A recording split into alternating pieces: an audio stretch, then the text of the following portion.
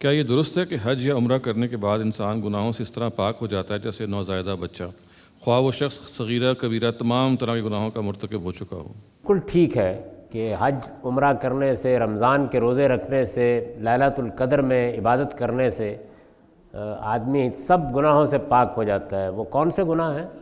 وہ جو اللہ کے حضور میں کیے جاتے ہیں۔ بندوں کے گناہوں سے کوئی پاک نہیں ہوتا۔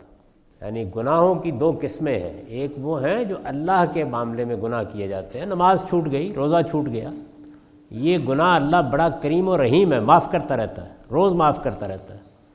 صبح کے وقت اٹھ کے 2 رکعتیں پڑھیں تب بھی معاف ہو جاتے ہیں، اہتمام سے جمعہ پڑھنے جائیں تب بھی معاف ہو جاتے ہیں، حج کرنے جائیں تب بھی معاف ہو جاتے ہیں۔ لیکن بندوں کے معاملے میں جو گناہ ہے، کسی کا حق مارا ہے، کسی کی جان مال آبرو کے خلاف زبان سے ہاتھ سے زیادتی کی ہے، وہ نہیں معاف ہوتے، بالکل معاف نہیں ہوتے۔ ان کے لیے آپ کو اس بندے کو راضی کرنا پڑے گا، اس سے معافی مانگنی پڑے گی، وہ محض حج کرنے سے معاف نہیں ہوں گے۔ یعنی آپ ملک کا خزانہ لوٹ لیں، آپ ایک پلاٹ پہ قبضہ کر لیں، آپ ناجائز زمین پر مسجد بنا لیں، اس کے بعد عمرہ کرنے کے لیے چلے جائیں اور کہیں کہ معاف ہو جائے گی، کوئی سوال نہیں ہے اس کا۔ وہ آپ کو زمین خالی کرنی پڑنی ہے، خزانہ لوٹانا پڑنا ہے۔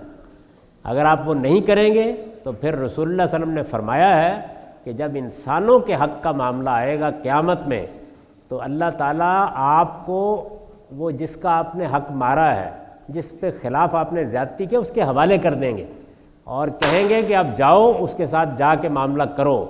اور فرمایا کہ اس وقت دینے کے لیے کچھ نہیں ہوگا سوائے نیکیوں کے، اور لینے کے لیے کچھ نہیں ہوگا سوائے اس کی برائیوں کی۔ تو اس لیے اس سے اللہ کا خوف کرنا چاہیے۔